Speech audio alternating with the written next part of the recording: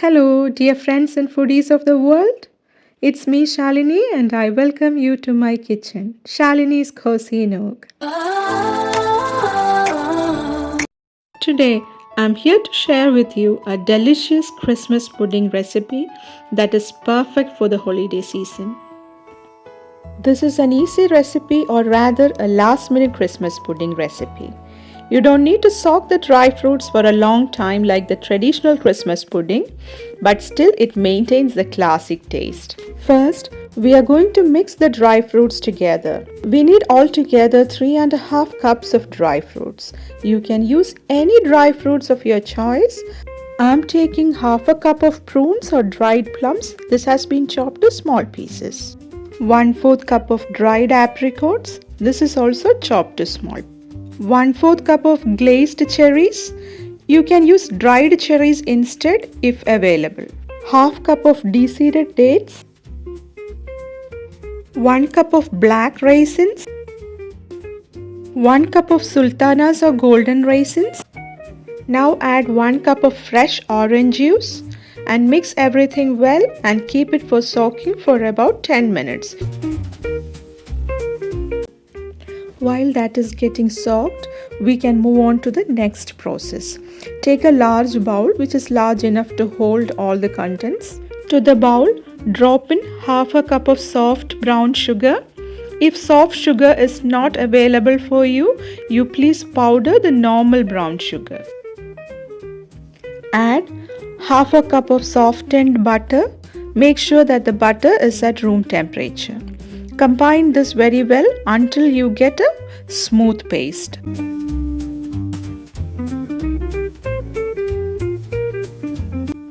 Now the mix is like a smooth paste and this is enough. Break in 2 eggs. Make sure the eggs are at room temperature. Mix this well. There will be lumps and curdling in between, but don't worry. Continue to mix until the mix is slightly loose. Now we are going to give our pudding the classic Christmassy flavors. Grate in the orange peel. We need around half to 1 tablespoon of orange peel in this. We also need 1 teaspoon of lemon zest. Next, we need some grated apple. I am using Bramley apple here. You can use any apple of your choice. We need around 1/3 cup of grated apple for this recipe.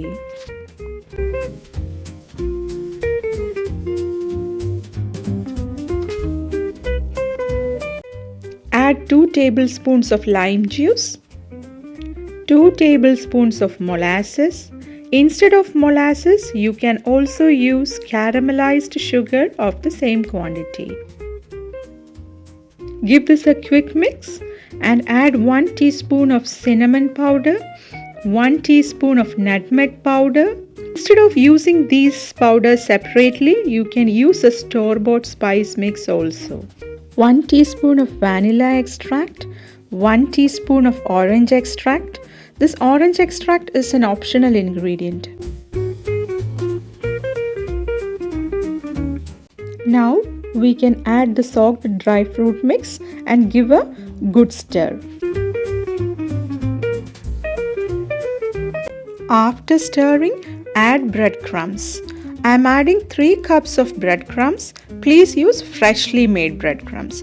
I am adding the crumbs in batches and stirring in between to avoid formation of lumps.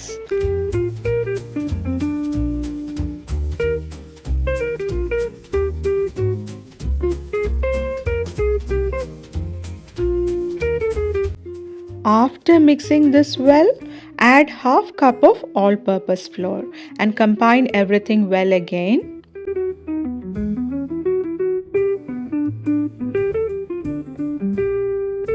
Finally, add a pinch of salt to balance the flavors. Unlike in cakes, we are not adding any baking powder or baking soda in this pudding. See, the batter is very thick and this is how we need it. Now transfer the pudding mix to a butter greased mold.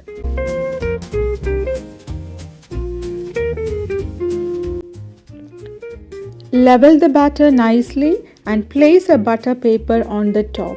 Make sure you grease the underside of the butter paper before placing it on the top to avoid sticking of the batter to the paper. Now cover the top of the mold with aluminium foil. This is to avoid water getting inside while we steam the pudding. Also secure the aluminium foil with threads. This will help to place the mold safely into the steamer and also while taking it out.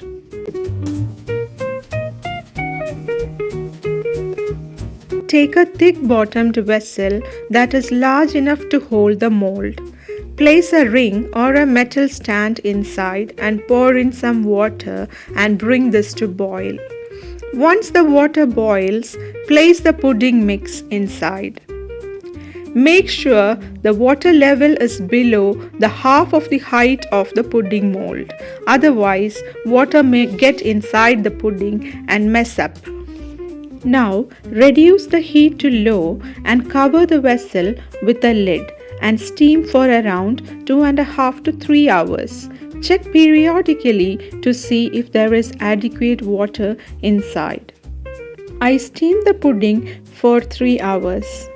Now you can take the pudding out and let it cool down completely before opening. Once this is well cooled, you can open and demold.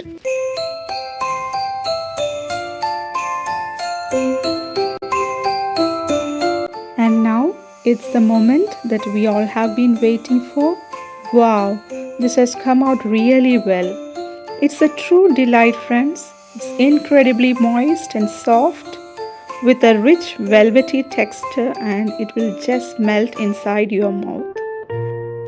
You can enjoy the pudding the same day, but I highly recommend to let it sit overnight so that the flavors will be even more rich, intense, and the texture will be softer.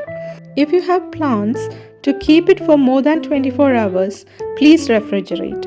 When you are ready to serve, simply reheat and enjoy. Hope you have enjoyed the recipe. Please share it with your friends and family and subscribe to my channel for more videos like this. Thanks for watching and see you soon in next video.